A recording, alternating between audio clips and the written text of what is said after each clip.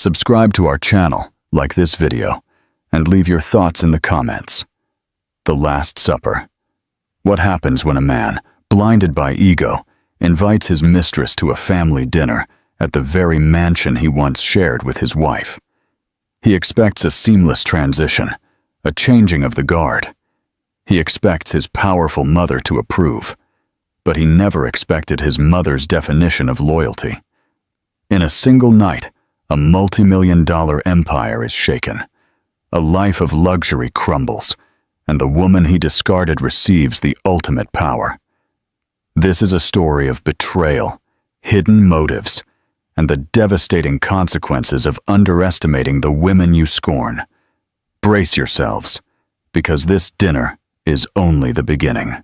The air in the Sterling family mansion was always thick, heavy with the scent of old money and unspoken resentments. It clung to the heavy velvet curtains, seeped into the Persian carpets, and settled like a fine dust on the polished mahogany of the grand dining table.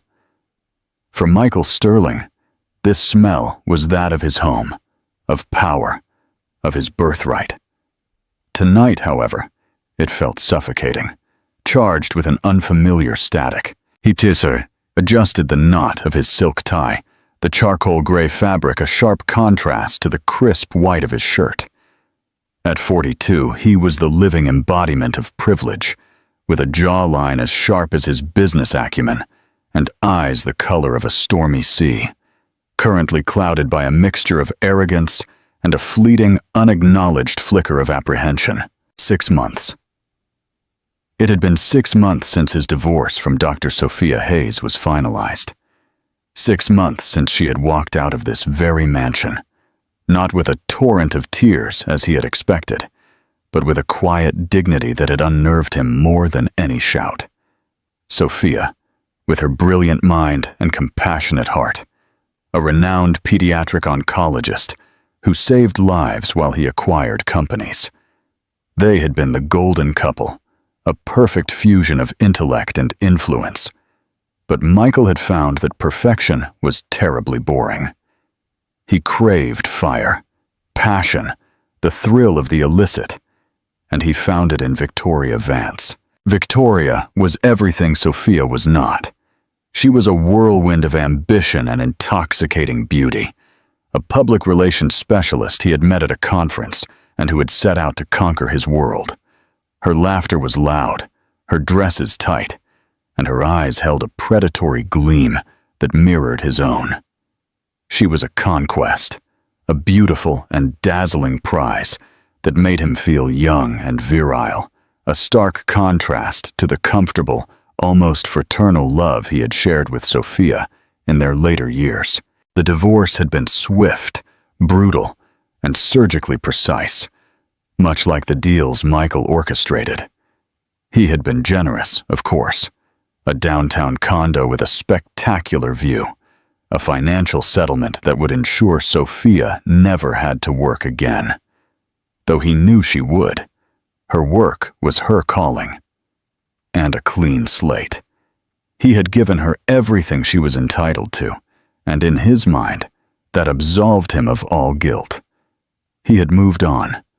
It was time for everyone else to as well, which led to this evening, the dinner. A simple, intimate affair. Just him, his mother, Mrs. Eleanor Sterling, and Victoria. It was a necessary step, a formal introduction of the new woman in his life. His mother's approval was not just a courtesy. It was the cornerstone of the Sterling empire. Mrs. Eleanor Sterling, the matriarch, held the purse strings and the final word. She was a woman of formidable intellect and an even more formidable will, who had steered the family's wealth through recessions and betrayals with an iron fist in a velvet glove. "Everything is perfect, Mrs. Lopez," Michael said, his voice echoing slightly in the cavernous dining room. The table was set for 3, with the family's finest china and silver gleaming under the soft light of the crystal chandelier. The elderly housekeeper, who had been with the family since before Michael was born, nodded with tight lips. Her eyes, however, told their own story. They had seen Sophia plan charity galas at this very table, her laughter warming the cold, formal space. Mrs. Lopez did not approve, but her disapproval was as silent and starched as her uniform. A sleek black car crunched on the gravel driveway. Michael's heart gave a small, treacherous leap. Victoria. He smoothed his suit jacket and walked toward the grand foyer, composing his features into a mask of confident charm. Victoria stepped out of the car like a movie star on a red carpet. She wore a crimson dress that hugged her every curve, a bold declaration against the mansion's discreet elegance. Her blonde hair was styled in perfect waves, and her smile was dazzling, a weapon she wielded with expert precision. "Michael, darling," she purred, kissing the air beside his cheek. "This place is magnificent, even more than in the photos." Her eyes scanned the foyer, taking in the grand staircase, the ancestral portraits, the sheer brazen scale of the wealth on display. It was a look of hunger, a predator sizing up its prey. "It's my home," Michael said, simply. "Come, Mother is in the drawing room."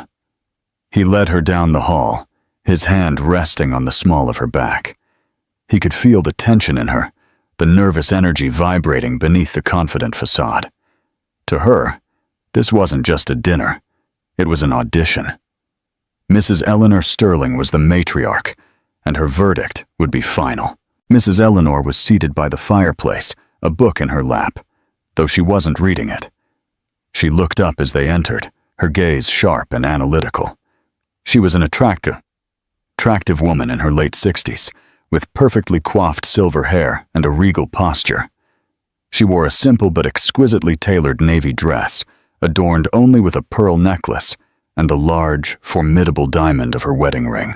"Mother," Michael said, his voice a little too loud. "This is Victoria Vance.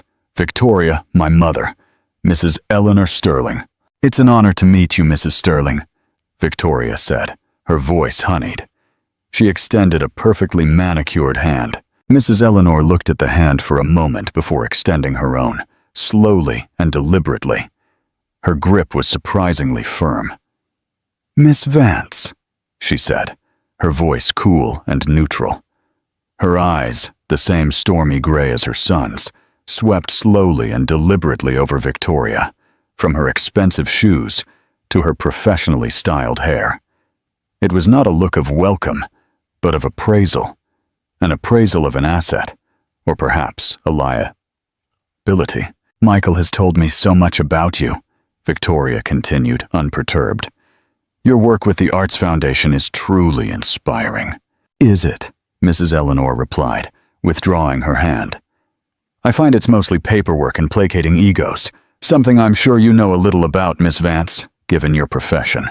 The jab, subtle yet sharp, hung in the air. Michael felt a muscle in his jaw tense.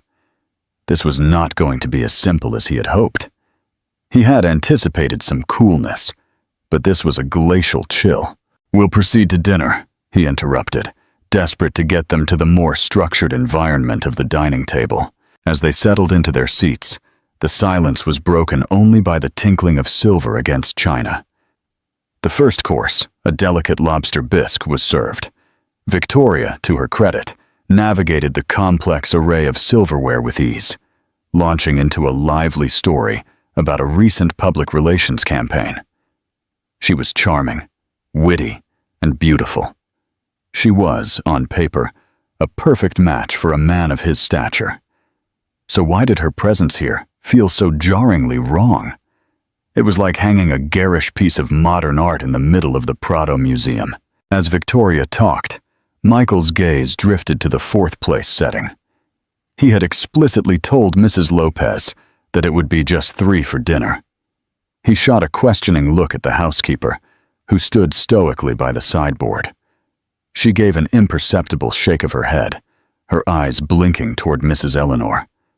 It was his mother's doing. Before he could question it, the sound of the front door opening and closing resonated from the foyer. Heavy, familiar footsteps approached the dining room. Michael's blood ran cold. He knew those footsteps as well as he knew the beat of his own heart. The dining room doors swung open, and there stood Dr. Sophia Hayes. She was not dressed for a formal dinner. She wore simple black trousers and a soft cream cashmere sweater. Her dark, curly hair was pulled back in a loose bun, and her face was devoid of makeup. She looked tired, as a doctor looks after a long, difficult day.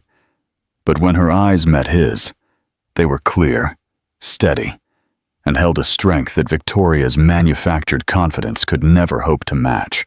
She stopped in the doorway, her gaze taking in the scene. Michael, frozen in his chair.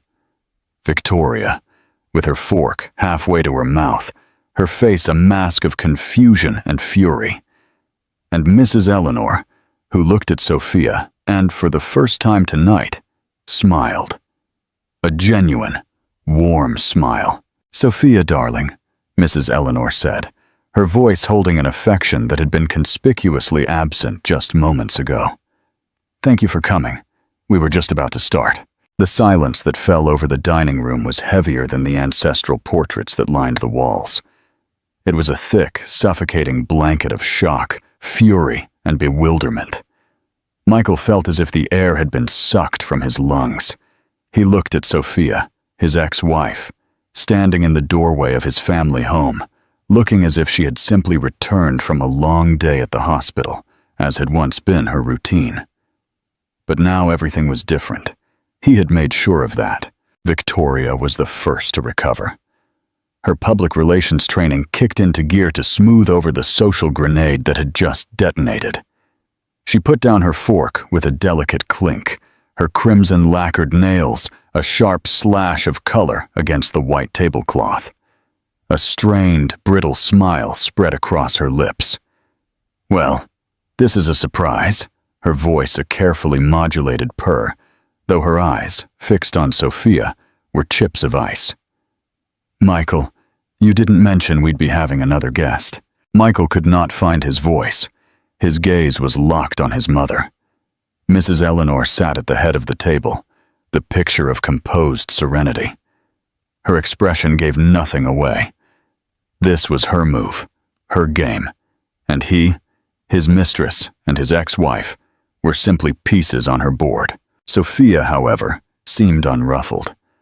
Her eyes, which held a deep, weary wisdom that always made Michael feel like a petulant child, scanned the room and settled on Mrs. Eleanor. "Mrs. Sterling," her voice was calm and steady, a soothing balm in the charged atmosphere. "You said it was urgent." "It is," Mrs. Eleanor replied simply, gesturing to the empty seat beside her, the seat that had always been Sophia's. "Please, join us." With a silent grace that felt like a rebuke to Victoria's flashy presence, Sophia walked toward the table. She did not look at Michael as she passed, a deliberate omission that stung more than any accusation. She gave a polite nod to Victoria, a gesture of civility that was somehow more insulting than open hostility. As she sat down, Mrs. Lopez materialized at her side, pouring a glass of water with a familiarity that spoke volumes. "I must apologize for my attire," Sophia said, her gaze directed at Mrs. Eleanor. "I came straight from the hospital. One of my patients, a little boy with neuroblastoma, had a difficult reaction to his last round of chemotherapy." She spoke of matters of life and death, with a casual gravity that made Victoria's previous chatter about brand synergy and market penetration seem completely frivolous. "And how is little Leo now?" Mrs. Eleanor asked, her tone tinged with genuine concern. "Stable for now. We have hope," Sophia said, a faint, tired smile touching her lips. "He's a fighter." Michael watched the exchange, a knot of something ugly and unknown tightening in his stomach. It was jealousy. He was jealous of the easy intimacy between his mother and his ex-wife, a bond that had clearly survived his marriage. They were talking about a world he had no part in, a world of meaning and consequence that made his own pursuits feel hollow. Victoria, sensing the shift in power, attempted to regain the spotlight. "That sounds incredibly stressful." Her voice dripped with synthetic sympathy. "I can't imagine. The pressure must be immense. It reminds me of a crisis campaign we did for a pharmaceutical client whose new drug had some unexpected side effects. We had to work around the clock to manage the narrative." The comparison was so clumsy, so astonishingly tone-deaf, that a stunned silence followed. Sophia simply looked at her, her expression unreadable, before taking a slow sip of her water. It was Mrs. Eleanor who responded, her voice as sharp as a scalpel. "I'm not sure that managing a corporate narrative is the same as managing a child's life, Miss Vance," she said coldly. "But I appreciate the attempt at an analogy." Victoria's face became blotchy with red beneath her perfect makeup. She shot a desperate, furious look at Michael, silently begging him to intervene, to defend her. But Michael was trapped. To defend Victoria would be to align himself against his mother, a strategic error of catastrophic proportions. To remain silent was to abandon his chosen partner, to leave her floundering in the icy waters of his family's disapproval. He chose silence. The main course arrived, a roasted duck with a cherry reduction, a dish Michael used to love. Tonight, it tasted like ash in his mouth. The meal proceeded in a state of unbearable tension. Mrs. Eleanor and Sophia spoke in low voices about topics that excluded Michael and Victoria: the hospital's next charity gala, a new medical research paper, a shared memory of Michael's late father. They were weaving a cocoon of shared history and mutual respect, leaving him and Victoria on the outside, looking in. Michael felt a surge of childish anger. This was his house, his inner. He had orchestrated this evening to formally install Victoria in her rightful place by his side. Instead, they were making him feel like an intruder, a guest at his own table. His mother was deliberately humiliating him. And for what? To prove a point? He tried to steer the conversation back to his territory.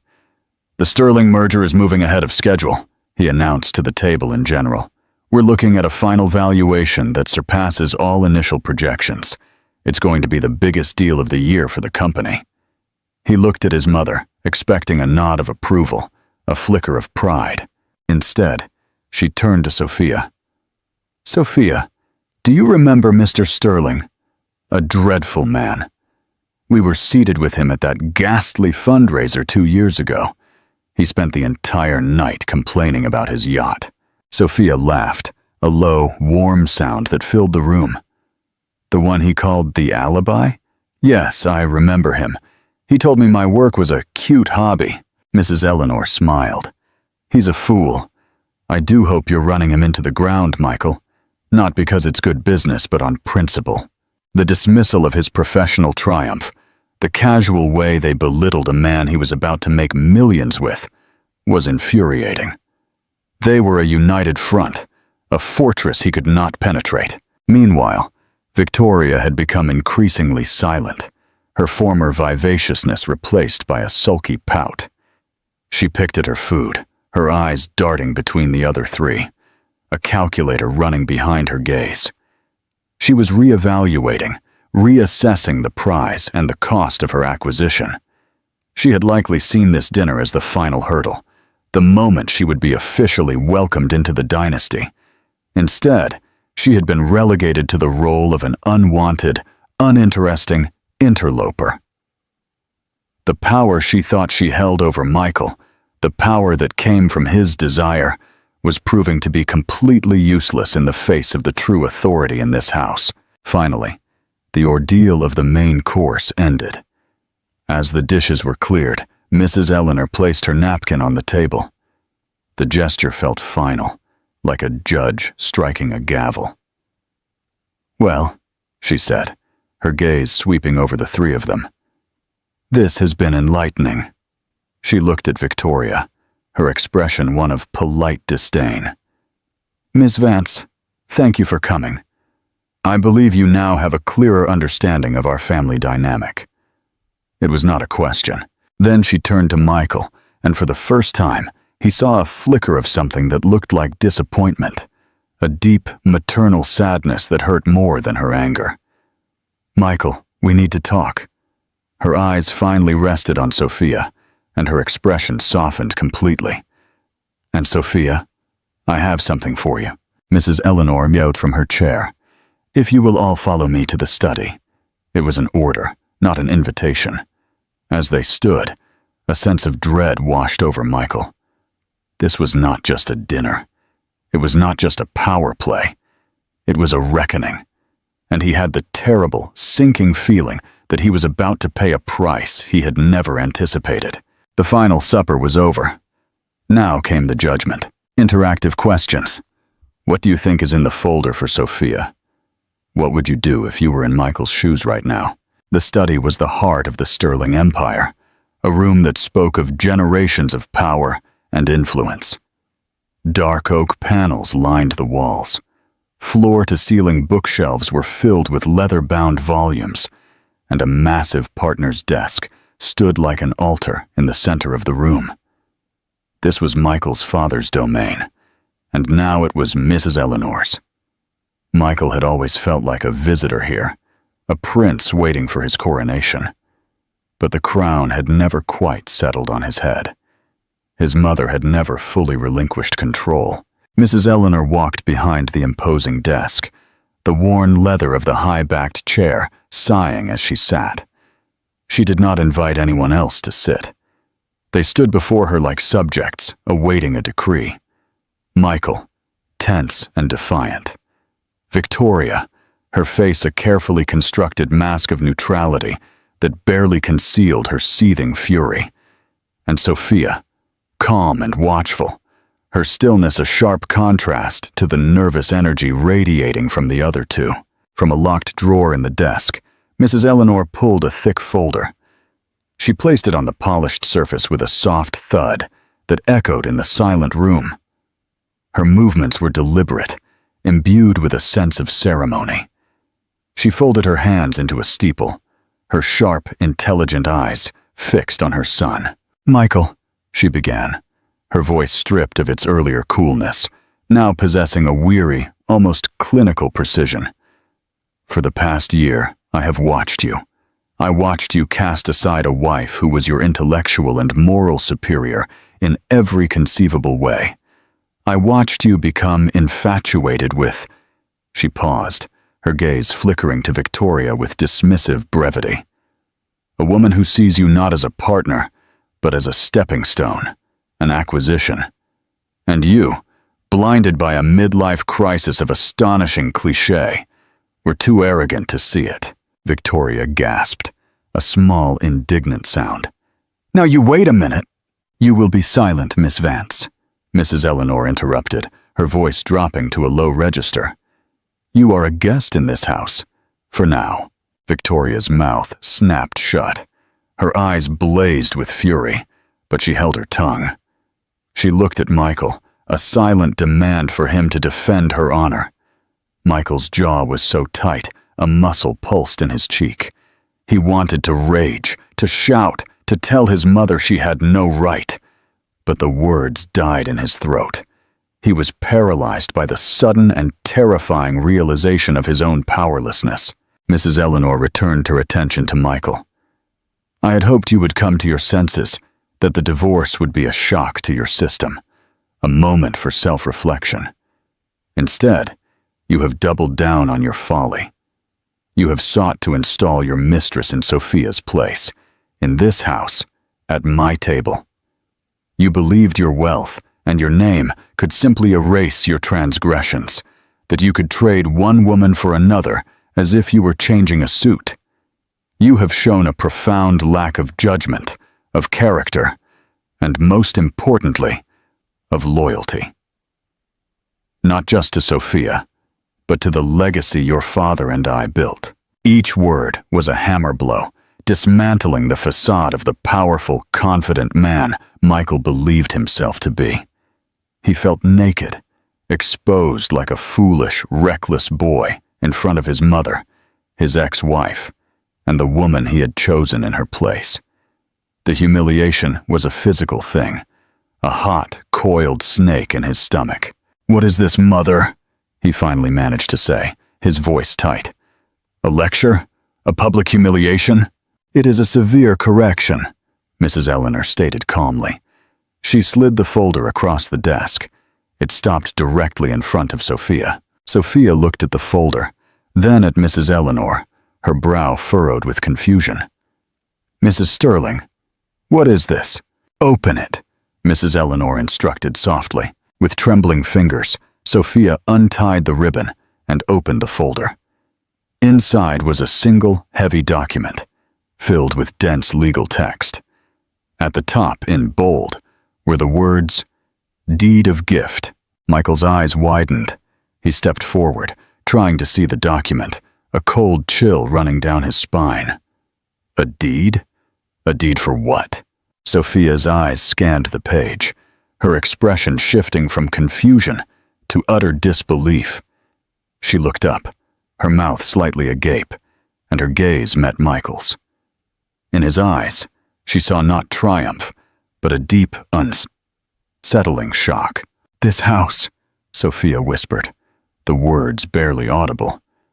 "The deed is for this house."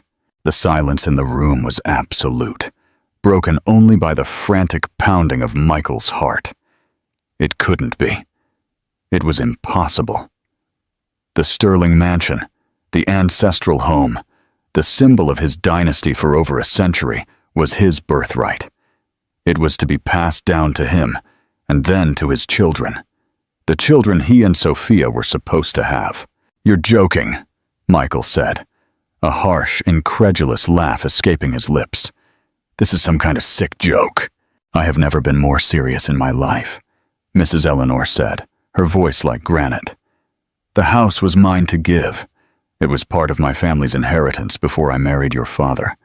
I have kept the deed in my name alone for 40 years, and now I am giving it to the person I trust to honor its legacy. I am giving it to Sophia." Victoria finally exploded. "You can't do that!" she shrieked. Her carefully constructed composure shattered into a million pieces.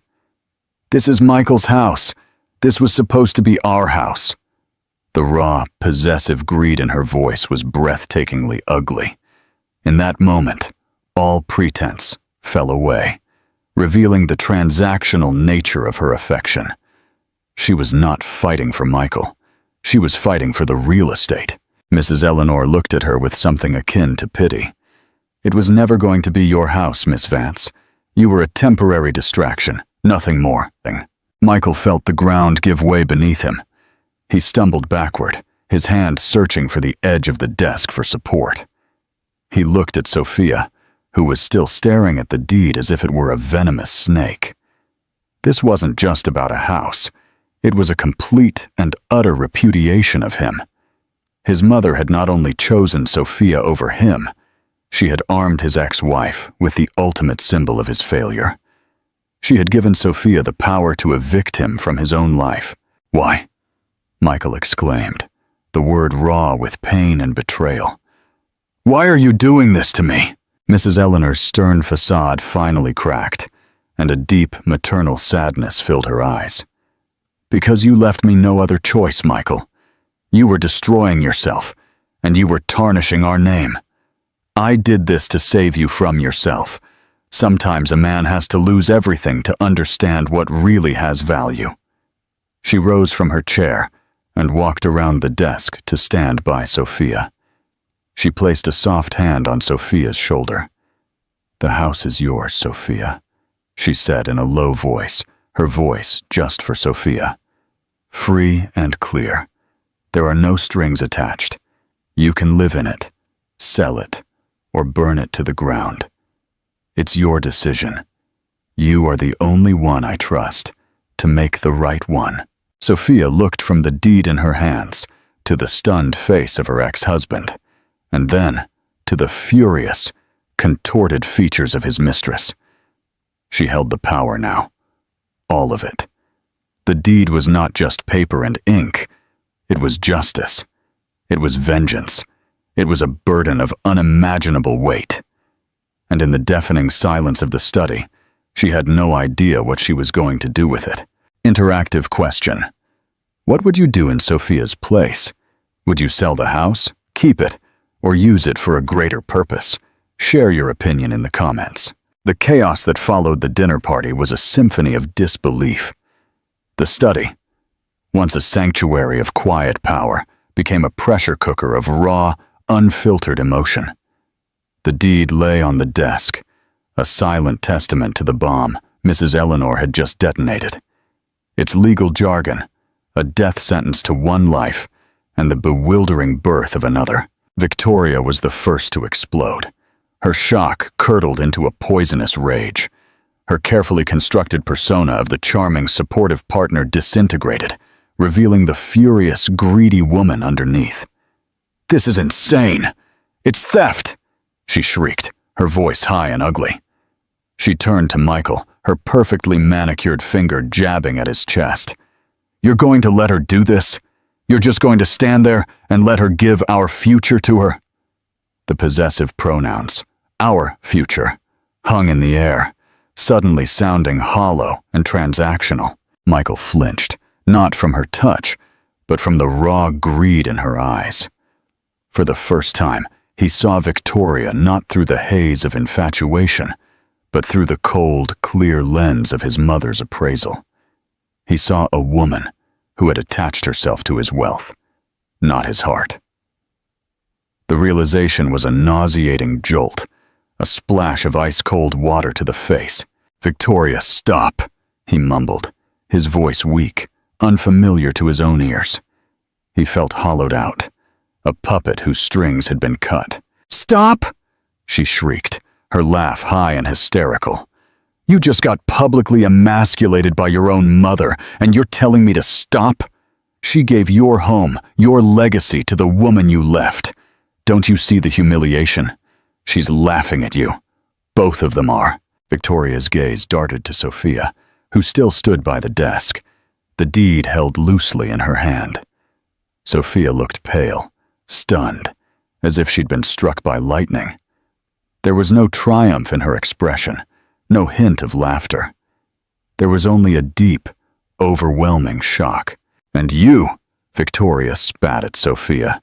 "Don't think I don't see what this is. You played the long game, didn't you?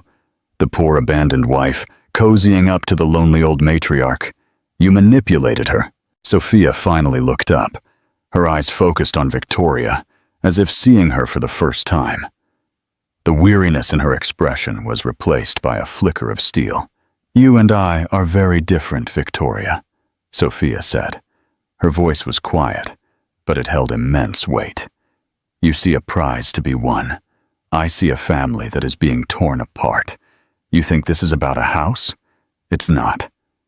She looked at the deed in her hand, her expression one of profound conflict. "I don't know what this is, but it's not a victory." The quiet dignity of her reply seemed to enrage Victoria even more. She turned to Michael, her last desperate attempt. "Michael, fix this, call your lawyer, sue her, do something!" But Michael was no longer listening to Victoria.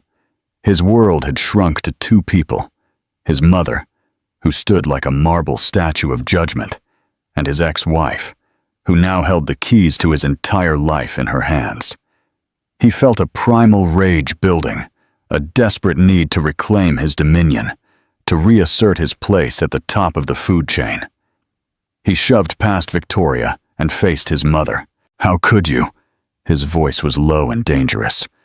"After everything I've done for this family, for the company, you cut me off at the knees, you humiliate me in front of them. You hand over the heart of our family to a stranger." "A stranger?" Mrs. Eleanor's voice was tinged with incredulity.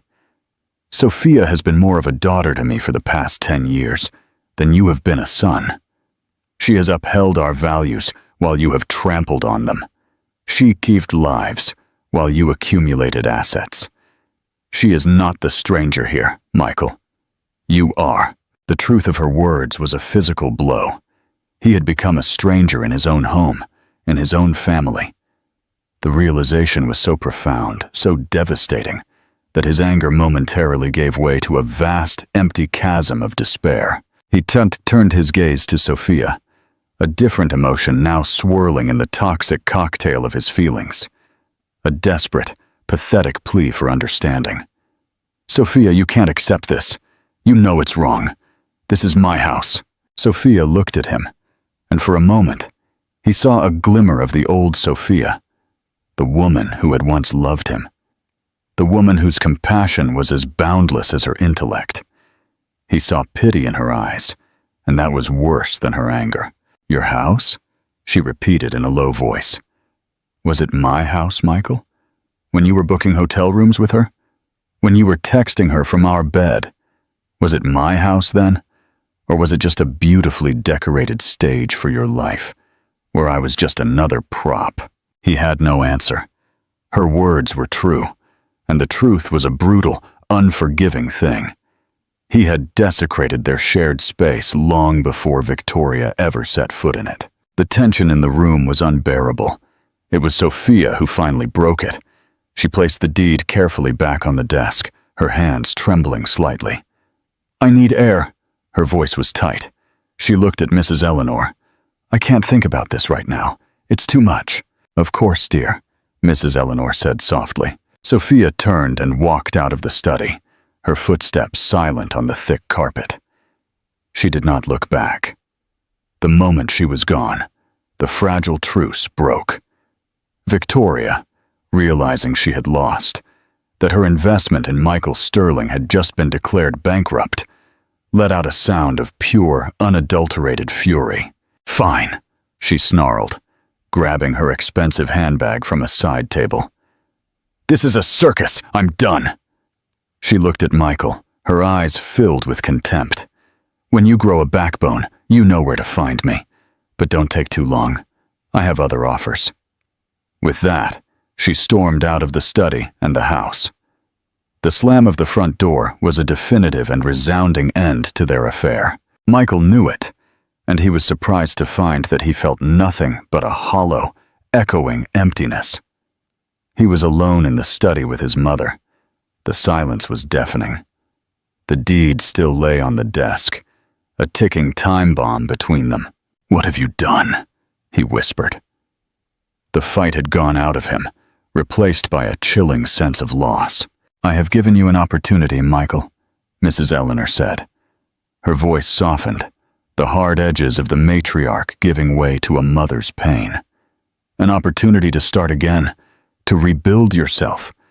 Not your portfolio, but your character. You have been living in a gilded cage, and you have forgotten how to fly. Or perhaps you never learned." She walked to the window, looking out at the manicured gardens, now shrouded in darkness. "This house is a weight. It is a responsibility. It was crushing your father, and it was crushing you. You were so concerned with owning it that you forgot to live in it."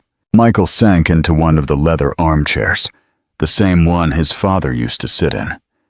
He felt small, insignificant. He had lost his wife, his mistress, and his home in the space of an hour. He had been stripped of everything that defined him, his wealth, his power, his name. They all felt like a costume he had been wearing, and his mother had just ripped it off. He looked at the deed on the desk. Sophia had left it. She hadn't taken it with her. A small, irrational spark of hope ignited within him. Maybe she would refuse it. Maybe she would see this as the cruel and manipulative act it was, and reject it on principle. But as he sat there, in the ruins of his life, another, more terrifying thought dawned. What if she didn't? What if she accepted it? What if, tomorrow, Dr. Sophia Hayes, the woman he had betrayed and discarded, became his landlady? The power imbalance that had so defined his entire life had just been completely and devastatingly reversed. And he had no idea how to live in a world where he was not in control. Interactive question. Do you think Michael can truly change, or will he revert to his old habits? What would be your advice to him right now? Let us know in the comments below. The days that followed the dinner were steeped in a new kind of silence. The old silence of the Sterling mansion had been one of oppressive formality and unsaid rules. This new silence was one of absence and uncertainty. It was the silence of a vacuum, a space where a life had been violently torn out, and nothing had yet rushed in to fill the void. Michael remained at the mansion, a ghost haunting the hallways of his own former kingdom. He had half expected Sophia to arrive with a lawyer and an eviction notice the next day. He had braced himself for it, rehearsing speeches of righteous indignation in his head. But she never came. She didn't call. She didn't text. The deed remained in the study, a potent symbol of her power. Yet she refused to wield it. Her inaction was a more effective form of psychological warfare than any legal maneuver. She left him in a state of suspended animation, unable to move forward, unable to go back. His mother had also retreated. She kept to her wing of the house. Their paths crossed only occasionally in the vast, empty hallways. There were no more lectures, no more confrontations. She had fired her shot and was now waiting, watching, letting the consequences of his actions play out. Her silence was one of patient expectation, and it unsettled Michael more than her anger. Stripped of his usual distractions, the thrill of the deal, the flattering presence of Victoria, Michael was left with nothing but time and the resonant silence of his own thoughts. He roamed the house like a caged animal, from the grand ballroom where he and Sophia had hosted their first charity gala, to the sun-drenched breakfast nook where she used to read medical journals on Sunday mornings. Every room held a memory of the life he had systematically dismantled. He found himself thinking of Sophia not as the wronged ex-wife or the new owner of his home, but as the woman he had once known. He remembered her passion for her work, the way her eyes would light up when she talked about a breakthrough in a patient's treatment. He remembered her quiet strength, her unshakable moral compass, her ability to find joy in the smallest things.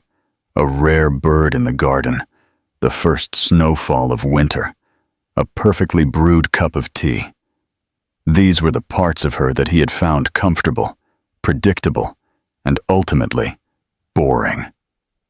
Now, in their absence, he felt a deep, aching emptiness. One afternoon, driven by an impulse he didn't fully understand, he found himself in their old walk-in closet. It had been emptied, of course. The shelves were bare, the racks naked, but the scent of her lingered, a faint, persistent fragrance of lavender and old books. It was a scent of calm, a smell he had taken for granted and now desperately missed. On the floor, in a forgotten corner, lay a single, small object. A copy of Persuasion by Jane Austen, her favorite novel, bound in worn leather. He picked it up, the cover soft and supple from years of being read and reread. He opened it, and a tiny pressed flower fell from between the pages, a daisy from the mansion's garden. A memory, sharp and painful, pierced through him. A lazy summer afternoon, years ago, when they were still happy, when he had picked that daisy and tucked it in her hair. The small, simple gesture of love felt like a relic from another life, a testament to a man who no longer was. A wave of self-loathing washed over him, so powerful it almost brought him to his knees. What had he become? He had traded this genuine, quiet love, for the cheap, hollow thrill of Victoria's manufactured adoration. His mother was right. He was a fool. Meanwhile, Sophia was grappling with her own silence. The deed sat on her coffee table, in her sleek, impersonal downtown condo, a place that had felt like a refuge, but now felt like a waiting room. The document was a source of immense, terrifying power. Her friends, when she had cautiously told them, were unanimous. "Sell it," her colleague Maria had urged. "Take the money and travel the world. Build your own clinic. Make him pay. Literally. It was tempting. The thought of liquidating the symbol of her pain and turning it into something good, something that was entirely hers, was incredibly appealing. She could fund a new research wing at the hospital, create a foundation for the families of her young patients. She could erase the name Sterling from her life and replace it with her own legacy. But it wasn't that simple. The mansion wasn't just a house to her. It was the place where she had put down roots, the place where she had naively believed she would build a family. It was the garden where she had planted roses with Michael's father, a man she had adored. It was the library where she had spent countless hours, finding solace in the books, when the losses at the hospital became too much to bear. It held memories, both beautiful and painful, that were inextricably woven into the fabric of her life. To sell it felt like selling a piece of herself. And then there was Mrs. Eleanor. Sophia knew that giving her the house was not an act of charity. It was a strategic move, a desperate attempt by a mother to save her son from himself. Mrs. Eleanor had placed an immense burden on her shoulders, trusting her to be the catalyst for Michael's redemption. It was a trust that Sophia felt deeply, but also resented. It was not her job to fix the man who had broken her. After a week of agonizing indecision, she knew she couldn't continue in this limbo. She had to face it. She had to see the house again. Not as a memory, but as a reality, as a property she now controlled. She drove to the mansion one crisp autumn afternoon. The gates, which had once felt so welcoming, now seemed ominous. She didn't use the key Mrs. Eleanor had given her. Instead, she rang the doorbell. It was Michael who answered the door. He looked diminished. The arrogant swagger was gone, replaced by a weary uncertainty. He wore an old university sweatshirt and jeans, a far cry from his usual tailored suits. His eyes, when they met hers, were filled with a mixture of fear, hope, and a deep, unsettling vulnerability. "Sophia!" His voice was hoarse. "Michael," she replied, her tone even. "I think we need to talk." He stepped aside, letting her enter the grand foyer. The silence of the house enveloped them. It was no longer his home to welcome her, nor hers to claim. They were two strangers in a place that had once been their shared universe. "I haven't decided what to do," she said, breaking the silence, getting straight to the point. "I know," he said. "The waiting has been difficult." She walked into the drawing room, the scene of their disastrous dinner. She didn't sit, but stood by the large windows, looking out at the gardens. "I came to see the house, to try and figure out what it means to me now." Michael stood awkwardly in the middle of the room, his hands stuffed into his pockets. "And what does it mean to you?" he asked, his voice barely a whisper. "Sophia," she turned to look at him, her expression serious, "is looking. I'm not sure yet. A part of me wants to sell it and never look back. A part of me feels a responsibility to your mother and to your father's memory. And a part of me remembers the man who picked a daisy and put it in my hair in that garden. I don't know who that man is anymore, Michael. I don't think you do either." Her words hit him with the force of a physical blow. She was no longer talking about the house.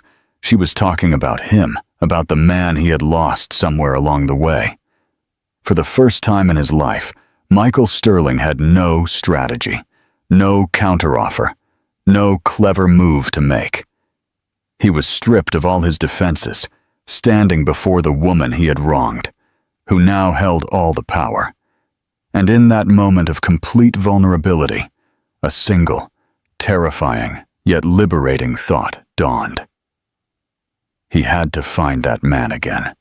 Not for her, not for his mother, but for himself. "I know," he said, his voice breaking with an emotion he couldn't name. "I want to find him too."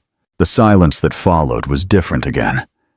It was no longer empty or tense.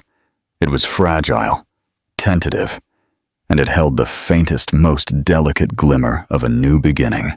Don't miss the conclusion to this story. Like, share, and subscribe for more thought-provoking content. Do you think their relationship can work? What advice would you give Michael now? Let us know in the comments. The conversation in the drawing room did not magically fix anything. There was no tearful reconciliation, no grand gesture of forgiveness. But it did shift the tectonic plates of their broken relationship. The raw, open wound of the betrayal was still there.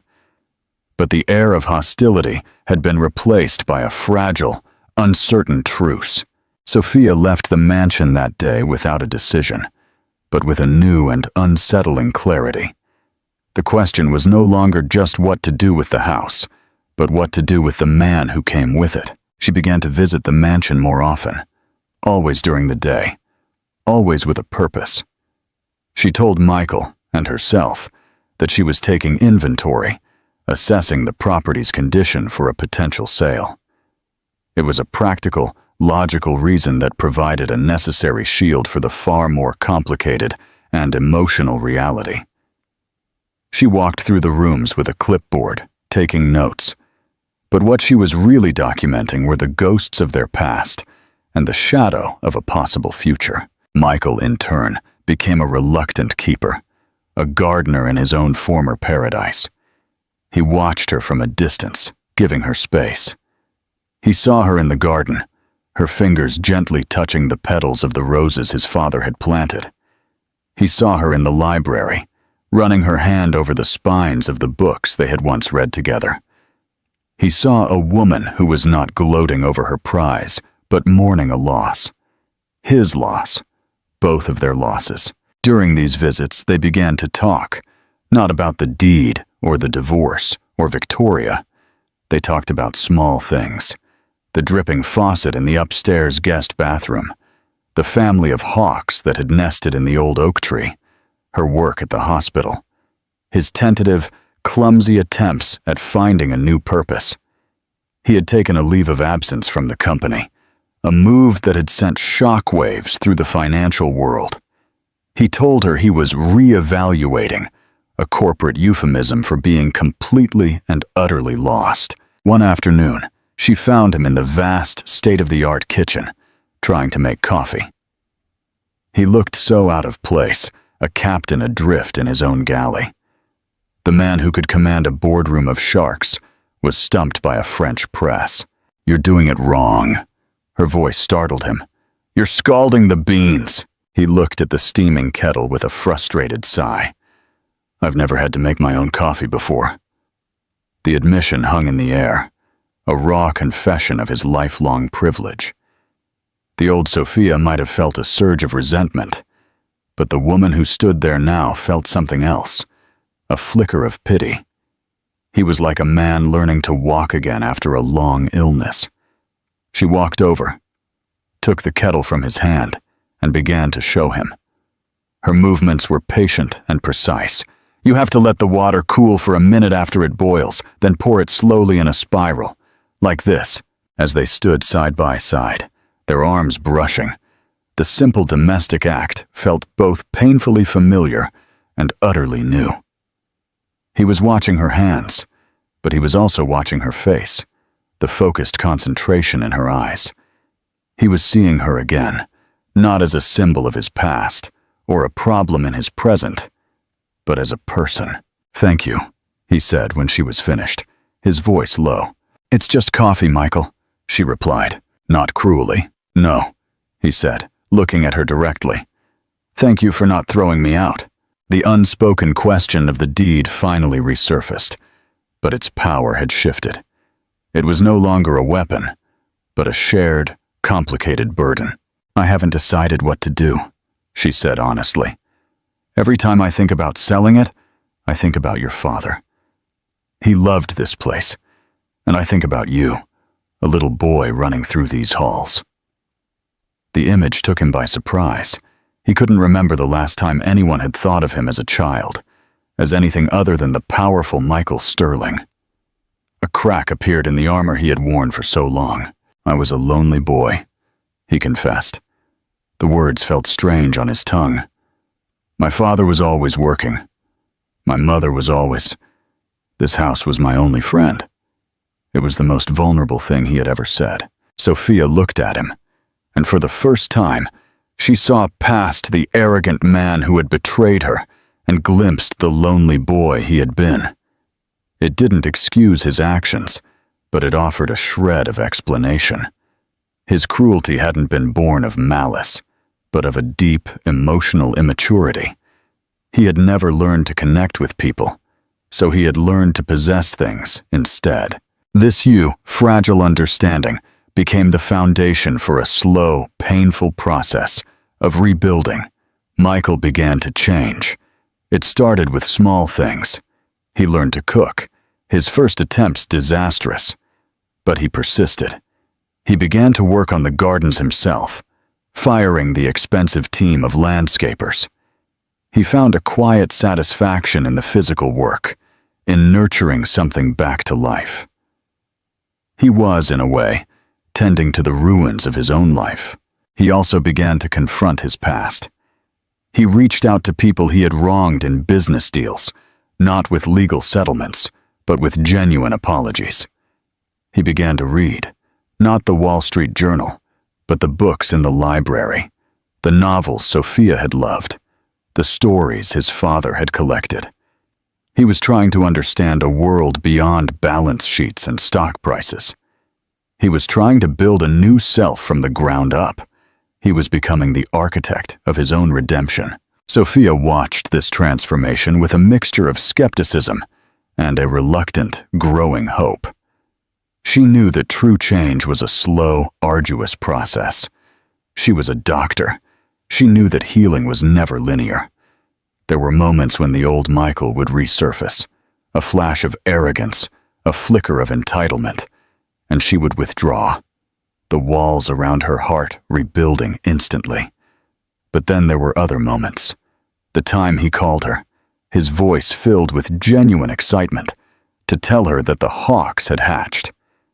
The afternoon she came to find he had successfully repaired the old grandfather clock in the foyer, something even his father had never managed to do.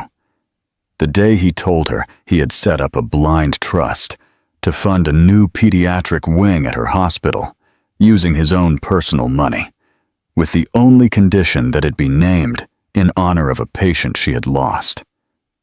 He had done it anonymously, without fanfare. It wasn't a grand gesture to win her back. It was an act of quiet atonement. One crisp afternoon, she found him sitting on the back patio, watching the sunset paint the sky in shades of orange and purple. A copy of Persuasion lay on the table beside him. Reading it? Her voice was soft. He looked up, a faint, sad smile on his face. I'm trying to understand Captain Wentworth, a man who let pride and anger steal 8 years of happiness from him, a man who almost lost everything because he was too afraid to say what was in his heart.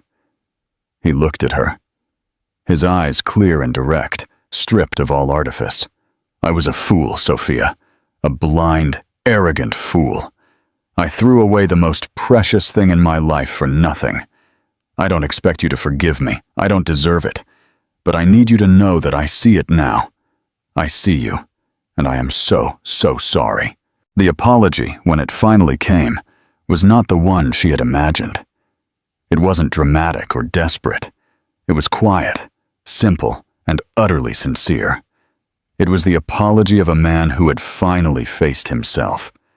Tears sprang to Sophia's eyes, tears she had refused to shed for months. They were not tears of sadness, but of a complex, overwhelming catharsis. The anger and resentment she had carried for so long began to melt away, not into forgiveness, but into a kind of peaceful acceptance. She sat in the chair across from him. The deed to the house, the great, unresolved question between them, suddenly seemed a minor detail. The real question was about the man sitting before her. Could a person truly change? Could a love that had been so completely broken ever be mended? She didn't have the answers, but as she watched the last sliver of sun disappear below the horizon, she realized, for the first time, that she was willing to find out. She reached across the table and placed her hand on top of his. "Tell me about the Hawks," she said. The touch of her hand on his was a spark in the dark, a fragile connection across an abyss of pain. It was not a promise, it was not forgiveness, but it was a beginning. Don't miss the conclusion of this story. Like, share, and subscribe for more content that makes you think. Do you think their relationship can work? What advice would you give Michael? In the weeks that followed, the dynamic between them settled into a new, unwritten rhythm. The mansion was no longer a battleground or a prize. It became a neutral ground, a sanctuary where two broken people were tentatively exploring the possibility of healing. Sophia made her decision about the house. It came to her not in a moment of dramatic revelation, but in a quiet moment of clarity, while she was sitting with a terminally ill patient. The little girl, wise beyond her years, had been talking about her dream house, a fantastical place with a slide instead of stairs and a river of chocolate in the backyard. It was a house built not of brick and mortar, but of joy and imagination. And Sophia realized that was what the Sterling mansion needed to become. Not a monument to a fractured past, but a place of life, healing, and hope. She presented her idea to Michael and Mrs. Eleanor one Sunday afternoon. They sat in the sunroom, the light streaming in, illuminating the motes of dust that danced in the air, remnants of the house's old, stagnant life. "I'm not going to sell it," Sophia announced, her voice firm and sure. "And I'm not going to live in it, not as it is." Michael's heart, which had been cautiously optimistic, sank.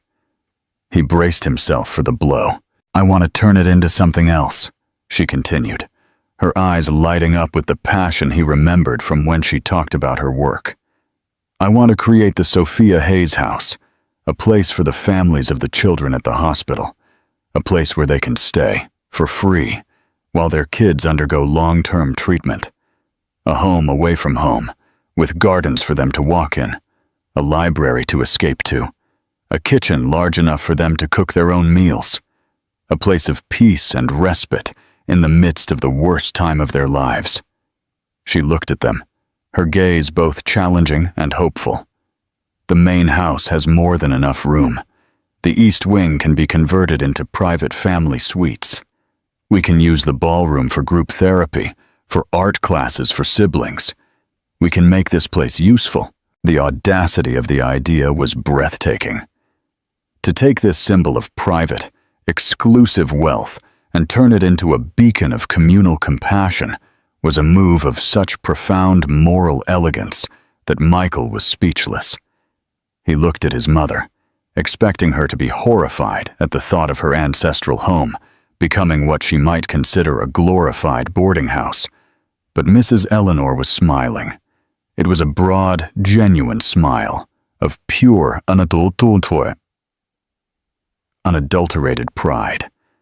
She looked at Sophia with an expression of admiration so deep it was almost reverent. "That," Mrs. Eleanor said, her voice choked with emotion, "is the best idea I have ever heard in my life. Your father would have loved it." She turned to Michael. "Well, son, what do you think of Dr. Hayes' proposal?" All eyes were on him. This was a test, an opportunity to prove that his transformation was real. The old Michael would have seen the financial folly, the logistical nightmare, the desecration of his heritage. The new Michael saw only the beauty.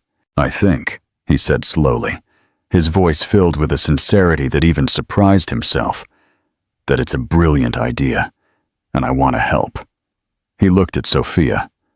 "I want to run it. I'll leave the company. I'll manage the foundation. I'll oversee the renovations.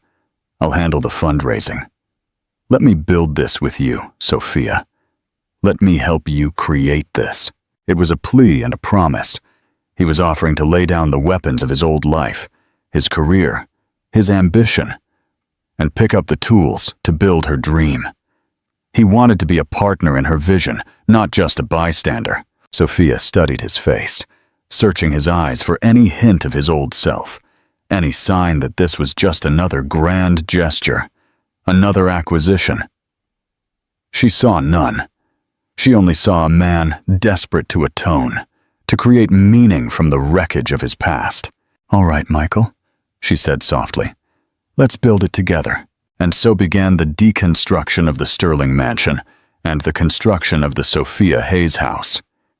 The project became their shared purpose, a new foundation on which they could build a different kind of relationship. The heavy velvet curtains were taken down, replaced by light, airy linen that let in the sun. The dark, imposing furniture was sold at auction. The proceeds went directly to the new foundation. The walls were painted in warm, cheerful colors. Michael threw himself into the work with a passion he hadn't felt since his early days in business. But this passion was different. It wasn't fueled by ego or greed, but by a genuine desire to create something good. He was a natural leader. His skills in management and finance proved invaluable. But he also learned to listen, to collaborate, to defer to Sophia's vision. They worked side by side, reviewing architectural plans, interviewing contractors, choosing paint colors. They argued over budgets and deadlines, but their disagreements were constructive, not destructive. They were partners. Mrs. Eleanor watched from the sidelines, a quiet, satisfied observer. She had moved into the guest house on the property, content to cede the main stage. She watched her son change before her eyes, becoming the man she had always hoped he would be. She had made a massive gamble, and it had paid off in ways she could never have imagined. One day, months into the renovation, Sophia and Michael were standing in the middle of the grand foyer. The floors were covered with drop cloths, the walls were bare plaster, and the air was thick with the smell of sawdust and paint. The crystal chandelier was gone, replaced by a simple modern light fixture. It was a chaotic, beautiful mess. "It's going to work, isn't it?" Michael said, a note of wonder in his voice. "Yes," Sophia replied, a smile on her face. "It will." He looked at her, standing there in her paint-splattered jeans and t-shirt, her hair in a messy bun, and he felt a surge of love so powerful it almost knocked him off his feet. It was a different kind of love than he had felt before. It wasn't the possessive, youthful infatuation of their early years, nor was it the comfortable, stagnant affection of their later marriage. It was a love born of respect, admiration, and a hard-won, shared grace. It was a love built on a new foundation. He reached out and took her hand, his fingers lacing with hers. "Sophia," he began, his voice choked with emotion. She squeezed his hand. Her eyes met his. "I know, Michael," she said softly. "Me too." They didn't need to say the words.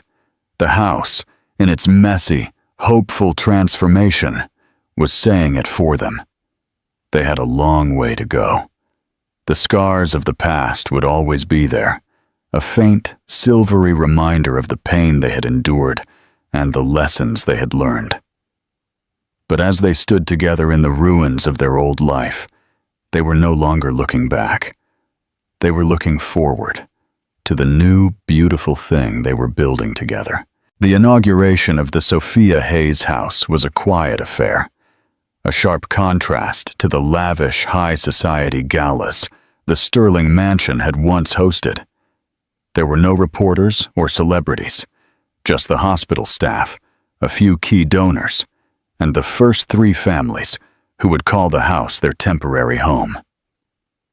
The autumn sun cast a warm, golden glow over the building, which now seemed to breathe a lighter, more welcoming air. Sophia stood on the newly constructed front porch, addressing the small crowd.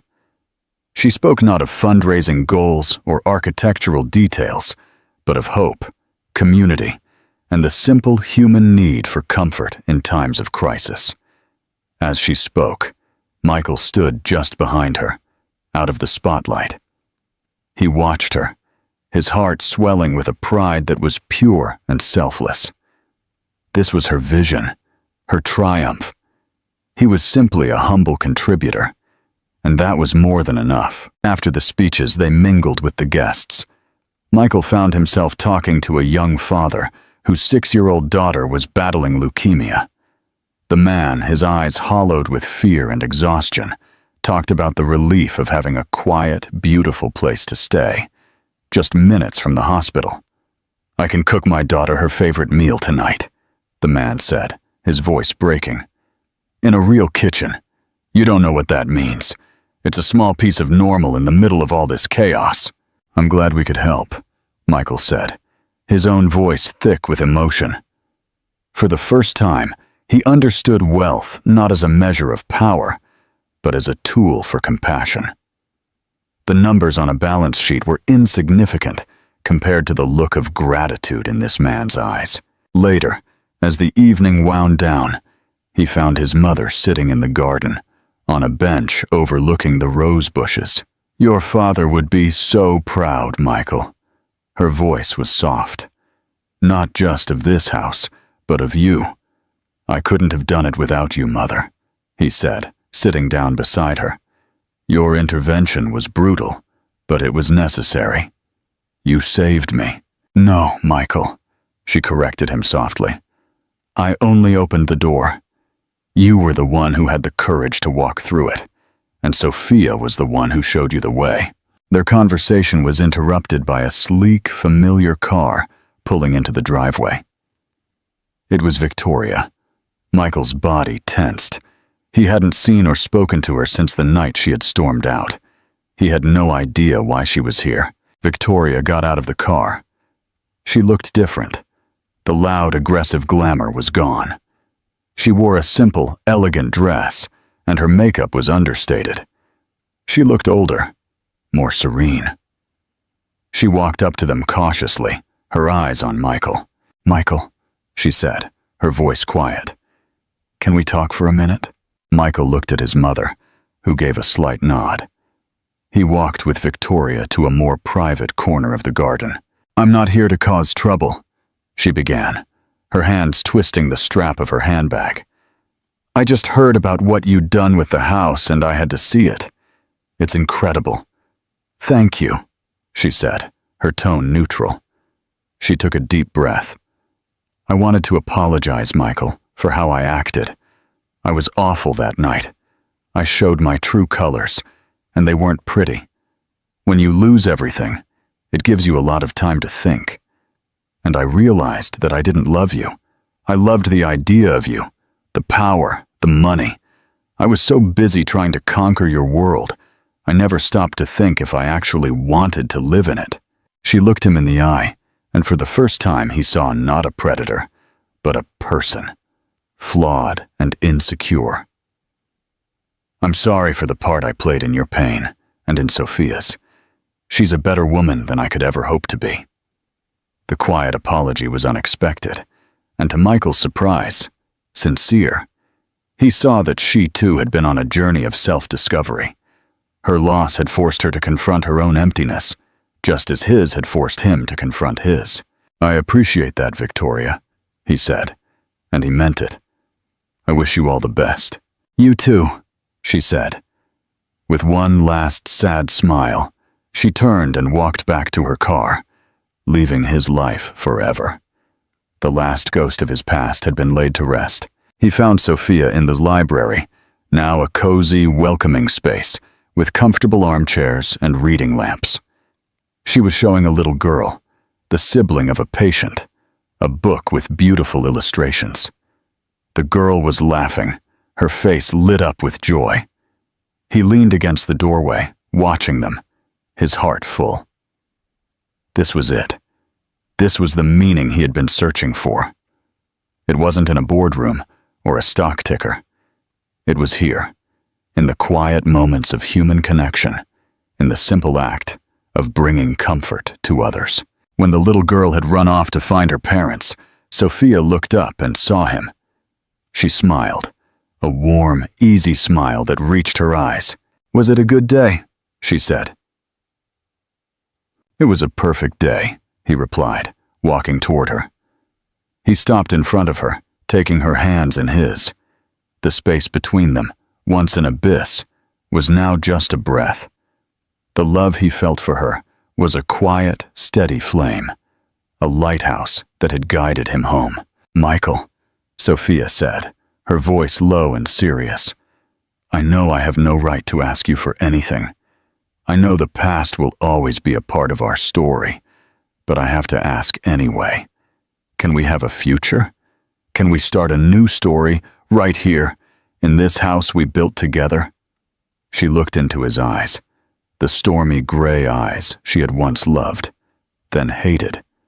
And now she loved them again, in a new and different way. She saw the lonely boy he had been, the arrogant man he had become, and the good, compassionate man he was now. She saw his journey, his atonement, his redemption.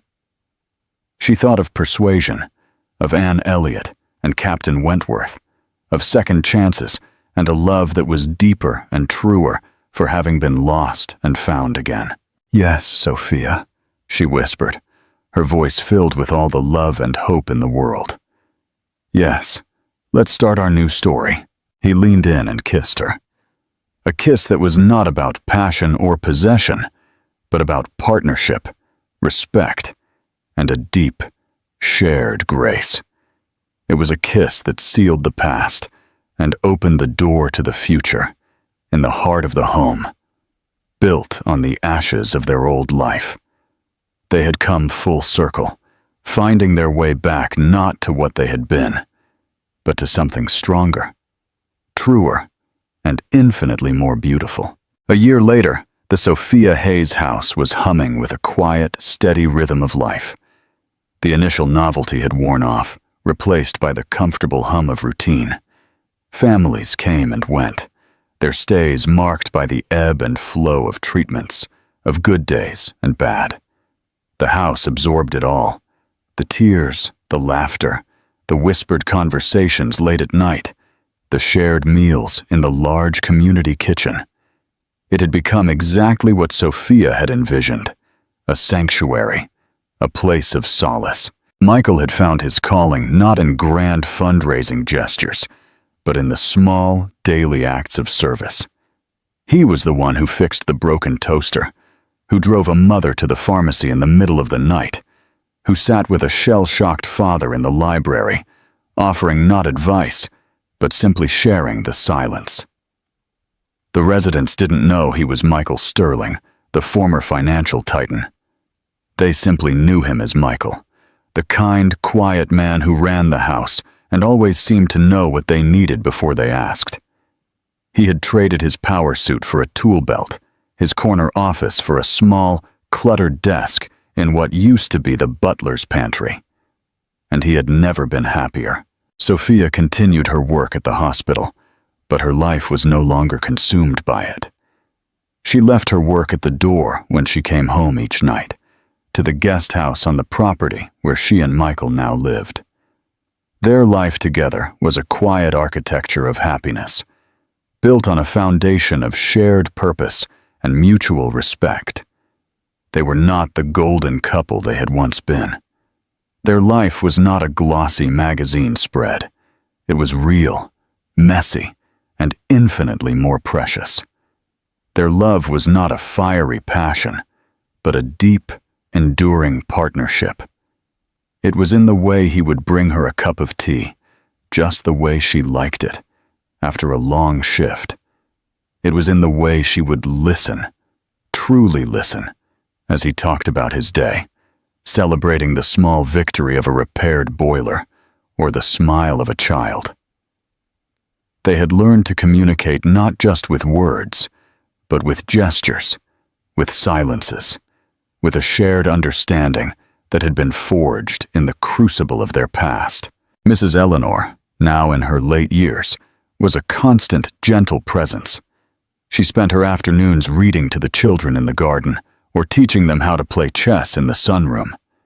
She had found a new role, not as the formidable matriarch of a dynasty, but as the beloved grandmother of this strange, wonderful, extended family.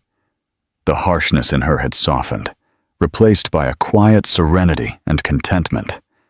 She had gambled everything on her son's character, and in doing so, had not only saved him, but had also found her own redemption. One crisp autumn evening, exactly 2 years after that fateful dinner, Michael and Sophia sat on the back patio of the main house, watching the residents prepare for a small Halloween party. Children in costumes ran across the lawn, their laughter echoing in the twilight. "Do you miss anything?" Sophia asked softly, her head resting on his shoulder. "The old life? The deals? The power?" Michael thought for a moment, watching a little boy dressed as a superhero chase a girl dressed as a fairy. "No," he said.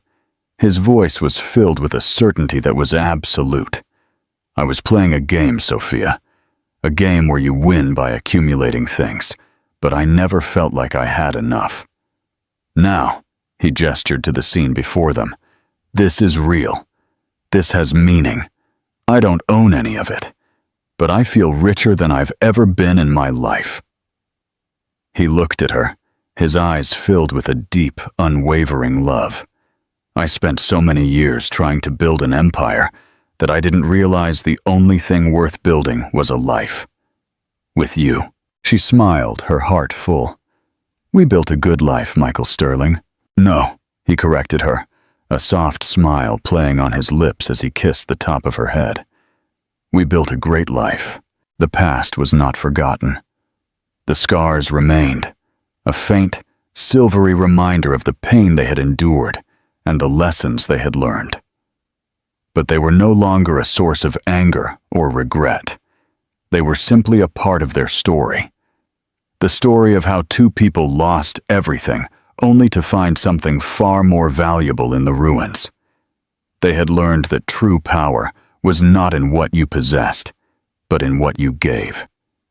And that the strongest foundations were not built on wealth or privilege, but on the quiet, resilient, and extraordinary power of love and second chances. Don't forget to subscribe to the channel for more.